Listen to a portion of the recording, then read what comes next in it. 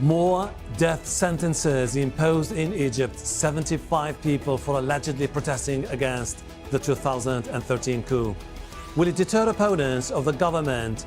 Will we see another military crackdown? And is reconciliation even possible now? This is Inside Story.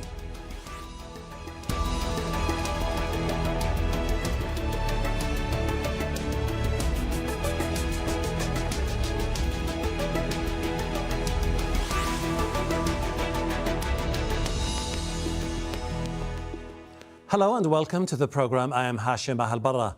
There's been strong condemnation from human rights groups at the latest wave of death sentences imposed in Egypt. Most of the 75 convicted were taking part in a sit-in at a public square in Cairo 5 years ago, protesting against a military coup. Hundreds of people died when security forces moved in. The sentences are the latest in unrelenting crackdown on dissent in Egypt since current President Abdel Fattah al-Sisi toppled Mohamad Morsi, the country's first democratically elected president.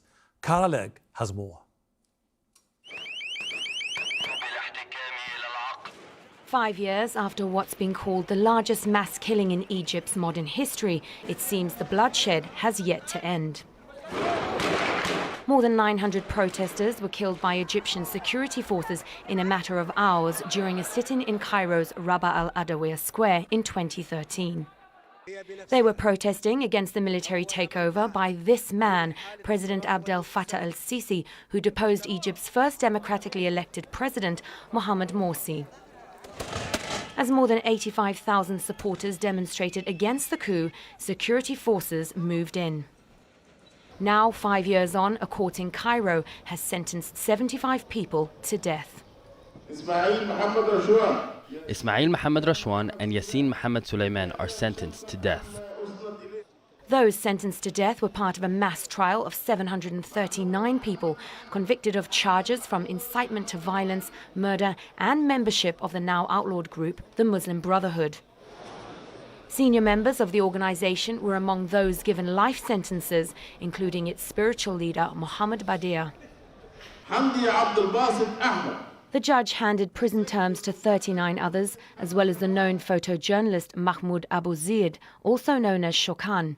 He'll now be released after serving his 5-year sentence in pre-trial detention, having been arrested while photographing the day that changed many Egyptians' lives. The sentence is unfair because Shokan didn't commit any crime to be imprisoned for 5 years. He was a journalist only doing his job. The sentence wasn't based on any evidence. It was based only on police investigations, as the court has said. We also have proof of his innocence. Human rights organizations have condemned the mass trial, calling it a mockery of justice. What we have yet to see is, according to what Amnesty International calls the greatest massacre of protesters by a government in modern history, of over 1,000 people shot by the Egyptian security apparatus, is not a single person has yet to be held into account. And so in many ways, today just signifies the symbolic farce that has become of the Egyptian judiciary and political establishment. The court's decision now goes to Egypt's top religious leader, the Grand Mufti. But his judgment is seen as a formality, and he's expected to approve the executions. Lawyers of the convicted say they'll appeal the sentences. For Inside Story, Cara Leg, Al-Jazeera.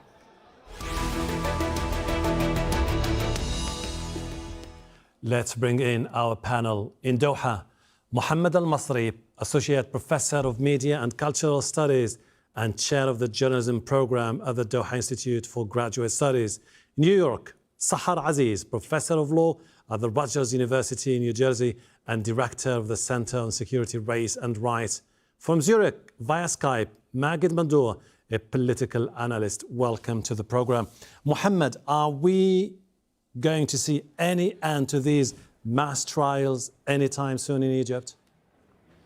Well, it's unlikely. The Egyptian government post-2013 has been hell-bent on an eliminationist strategy, right? They're trying to root out all forms of dissent and opposition. Obviously, we know about the mass killings that they carried out in the streets. We know about banning political parties and media outlets. Part of this, though, is intimidating activists. And so there are 60,000 plus political prisoners. We've seen several mass death sentences following mass trials, which are quite absurd. There's no possibility to establish individual guilt in these mass trials. And so this was just one in a long line. It's unfortunate, and it's probably unlikely that this sort of repression stops anytime soon. Sahar, if this is a campaign of intimidation, as Mohamad has been just saying, I mean, every single mass trial has been described by international human rights groups as a charade, grotesque parody of justice. Yet the government insists this is quite legitimate. What kind of message do you think the government is trying to convey here?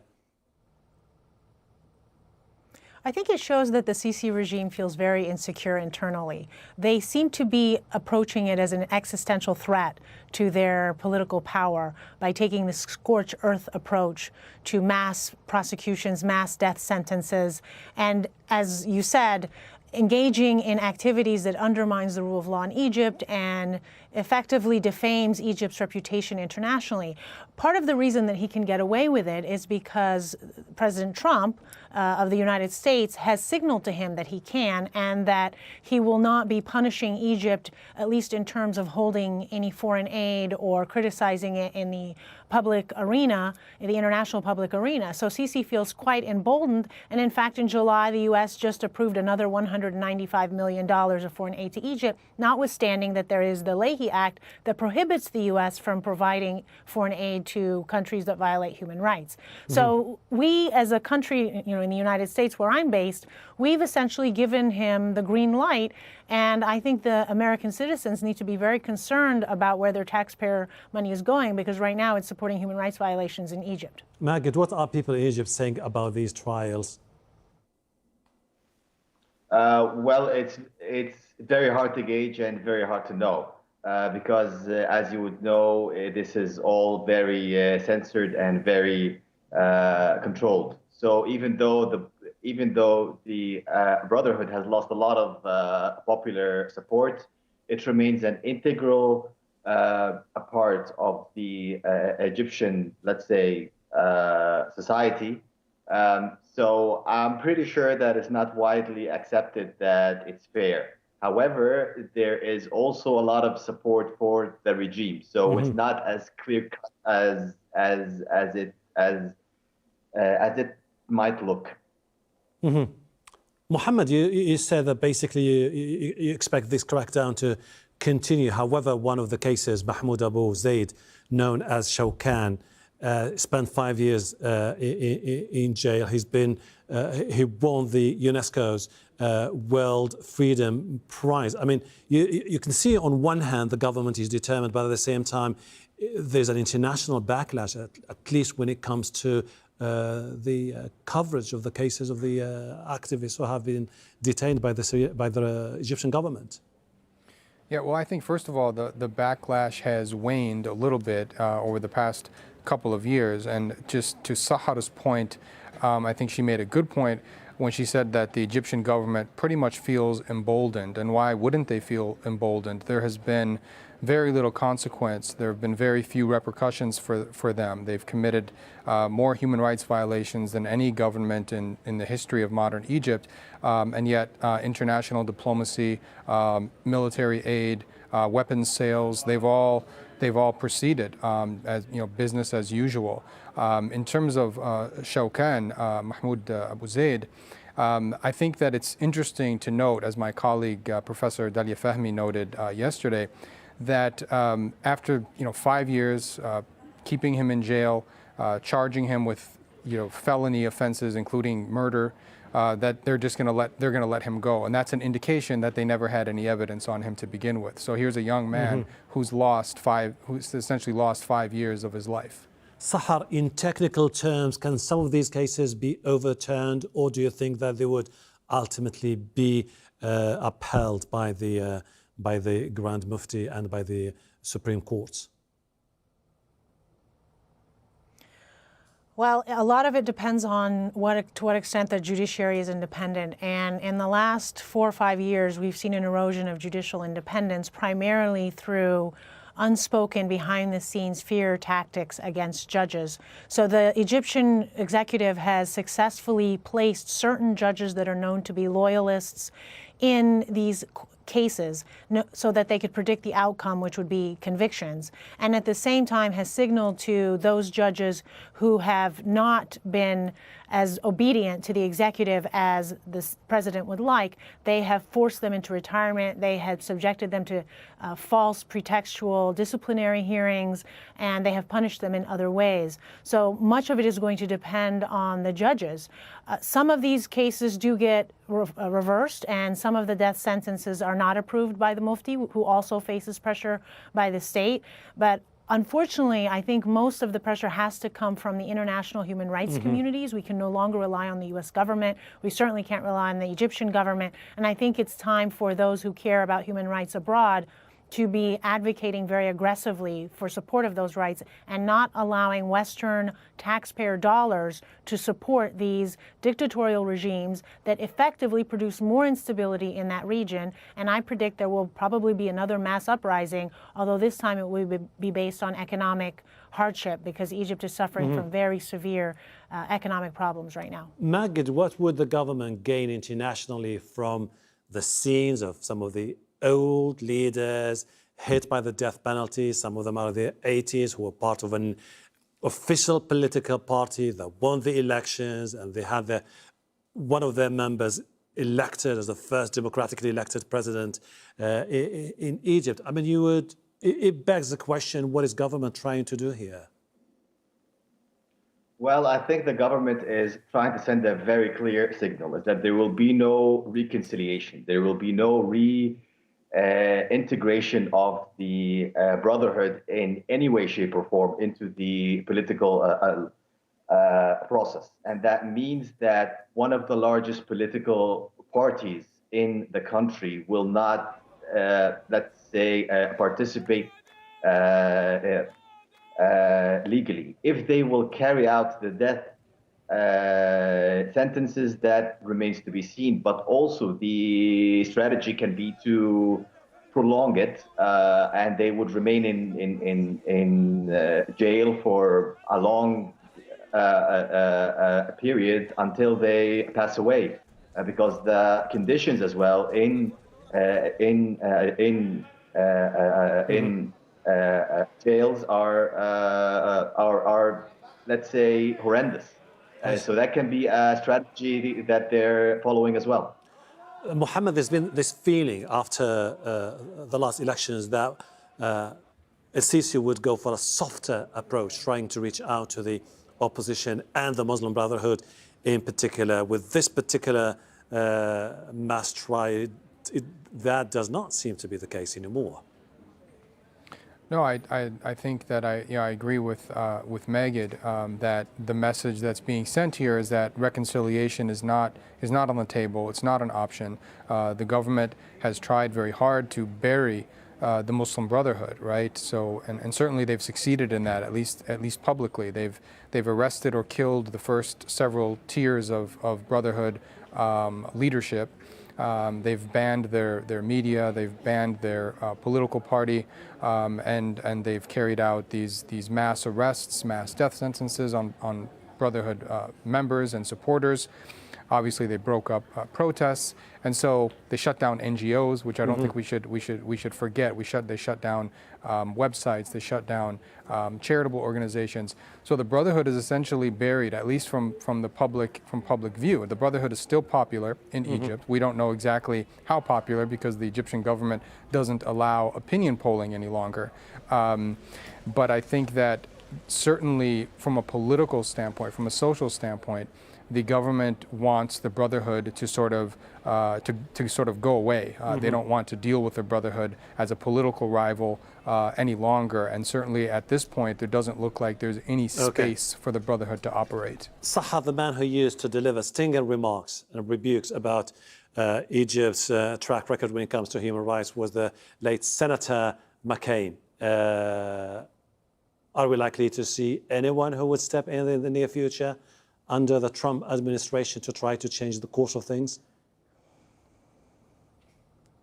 I don't think there's any hope for expecting anything from the White House. Because frankly, I think at the domestic level, Trump himself is an authoritarian. And the only thing that's keeping him from being as severe as other authoritarians are the institutions within the United States and the press and civil society, which is precisely why Sisi has gone after and tried to destroy the free press and civil society in Egypt. And by the way, it's not only the Muslim Brotherhood that he has effectively quashed, but it's also the self-identified liberals of Egypt, who now have no political space to have meaningful political parties. In fact, during Ramadan, an iftar dinner was attacked by the police that was hosted by a bunch of liberal parties. So the plan in Egypt is we don't want any competition, any type of political activity whatsoever. Going back to the U.S., I think unfortunately in Congress right now, most congressional leaders are either focused on the domestic arena in trying to switch the Congress to be more democratic, controlled by the Democratic Party, and very few of them are globally focused. So I don't expect much pressure from the U.S. government. But I do want to note one thing. We have 20 American citizens in Egyptian jails right now. And what is our government doing to protect them and to ensure that they're getting fair due process trials? Mustafa Qasim is one of them, who is a New York City taxi driver and was at the wrong place at the wrong time during the Rabaa massacres. We have Ola Al-Qaradawi, who is the daughter of the Sheikh Al-Qaradawi. Now, she's a U.S.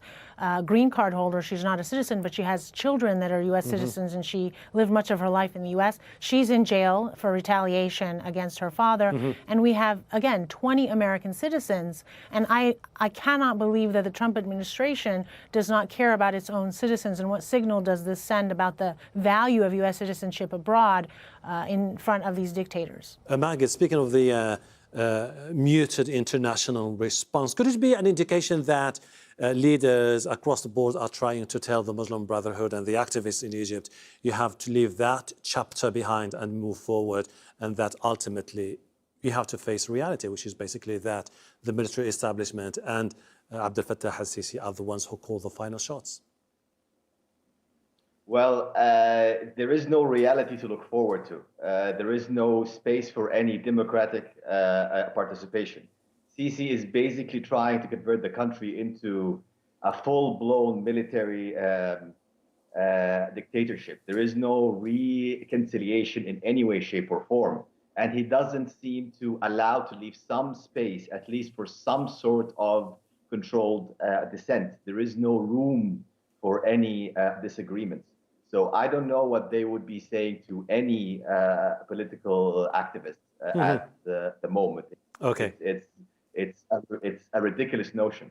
Mohamad, the establishment is quite interesting. Now, when you look at the latest developments in Egypt, the establishment does not seem to tolerate opposition that does not necessarily, which is not necessarily confined to the Islamist or to the Muslim Brotherhood. We've seen the case of Sami Anan, who was sent to jail just because he was seen as a potential rival. Masoum Marzouk, Yahya Al-Gazzaz, Hisham Genina, all sent to jail because they expressed their views. What does it tell about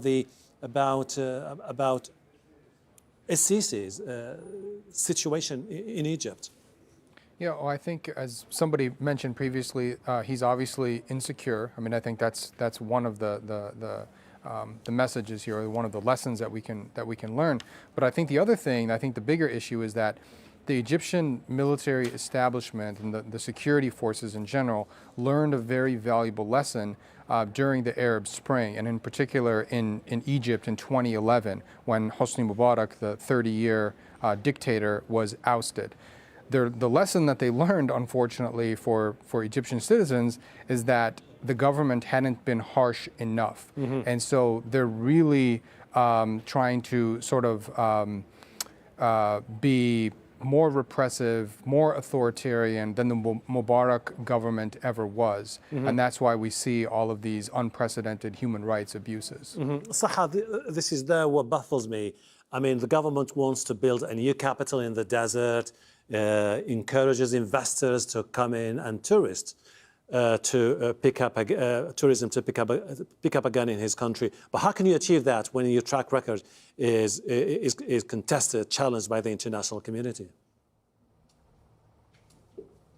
And I think that is effectively his weak spot, both domestically and internationally. So internationally, Egypt needs to have a good reputation, particularly to attract tourists. The last thing it needs is to be seen as an unsafe place or a place that is repressive in a way that could cause already sensitive tourists not to want to go there. And that's where I think Sisi should be reconsidering his practices domestically. Domestically, his weakness is economic. The inflation rate is officially at 13%. I think more effectively it's in the 20s and 30s. Unemployment's at 11% officially. When you look at people under the age of 35, it goes up to the 20 percentile. You have many college students or college graduates who are now driving Uber because that is the only way to make money. They have no employment prospects. And inflation is up, wages are stagnant. He's now starting to increase taxes through value-added taxes, through income taxes. And the Egyptian people are starting to become very resentful. And that is one area where you are hearing open dissent against him. So if the Egyptian government wants to be smart about its governance, at the very least, it needs to ensure that it develops its economy. And violating human rights does not assist it in that objective. Magid, we've seen over the last few months President Abdel Fattah al-Sisi firing some of his closest aides, implementing new restrictions on media, particularly the new law about social media accounts and the fact that if you have more than 5,000 followers on Twitter, for example, then you would be monitored by a particular body in Egypt. Some of the staunch journalists who are defending al-Sisi have recently been banned. Are we talking here about a new transformation in Egypt, or what is it in particular? Well, it's very hard to tell because the regime is quite, let's say, opaque. But however, it is very clear that he is taking more of a hard line, and that he is becoming more and more repressive, especially after the elections. So it seems to be the general direction and the general policy where even insider dissent within the regime itself is no longer tolerated. Okay. Mohamad, I mean, don't you think that this also begs another question about being realistic in Egypt, particularly when it comes to the Muslim Brotherhood? They don't seem to have supporters anymore all over the world. They're facing a harsh new reality. They've been completely undermined. Their top leadership is in jail, and we haven't seen their own people on the streets for quite some time. Is this the moment for the MB to start reinventing itself? I don't know how successful they would be, doing that right now. As I mentioned earlier, they've been pretty much completely buried. They've lost members either through death or imprisonment. Some people have left the organization. I think that it's, ideally this would be a time for the Muslim Brotherhood to do some soul searching and to try to reinvent itself. But how does one reinvent himself or herself in such a closed and repressive environment? They are officially banned. Muslim Brotherhood supporters or people who are known to have been Brotherhood members are not even allowed to run for office in Egypt as independent candidates. So how can you reinvent yourself in that context? In less than 30 seconds, Saha, can international human rights organizations now step in and try to change things in Egypt, or at least change the perception that we're seeing internationally about what's happening? Absolutely. I think international human rights organizations have access to the media. They can mobilize citizens in the West where there is more democratic processes. They can give a platform to Egyptians and other Arabs who seek reform within their countries and give them a voice. And human rights has always been the underdog. And the only way that you fight for justice is to take risks. So I think this is exactly the time when the international human rights community needs to step up and challenge these dictators. Sahar Aziz, Mohamad Elmasry, Magid Mando, it's always good to talk to you. Looking forward to seeing you in the near future. And thank you too for watching. You can see the program again anytime by visiting our website, aljazeera.com. For further discussion, go to our Facebook page. That's facebook.com/AJ Inside Story. You can also join the conversation on Twitter. Our handle is @AJ Inside Story. From me, Hashim Al-Baran, the whole team here. Bye for now.